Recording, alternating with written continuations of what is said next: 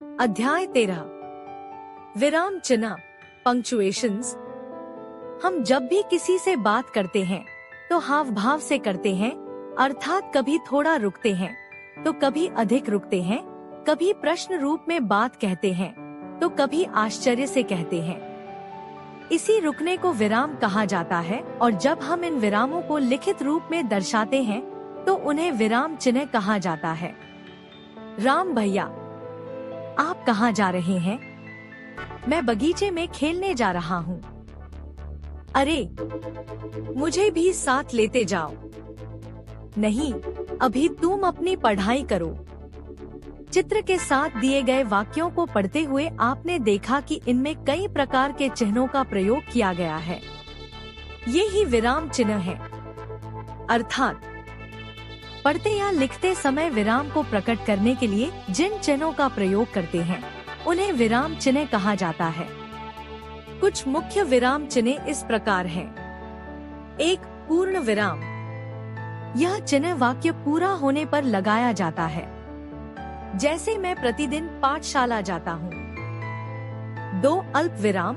बोलते या पढ़ते समय अपनी बात में थोड़ा सा विराम देने के लिए इस चिन्ह का प्रयोग किया जाता है, जैसे माँ ने आलू, पूरी और हलवा बनाया। 3. प्रश्नवाचक चिन्ह। प्रश्न पूछते या लिखते समय वाक्य पूरा होने पर यह चिन्ह लगाया जाता है, जैसे आपका नाम क्या है।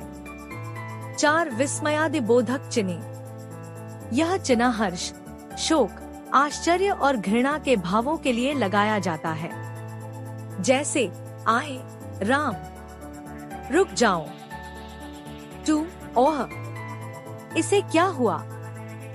5. योजक चिन्ह। इस चिन्ह का प्रयोग दो शब्दों को जोड़कर लिखने के लिए किया जाता है, जैसे माता पिता का सम्मान करो। अतिरिक्त जानकारी।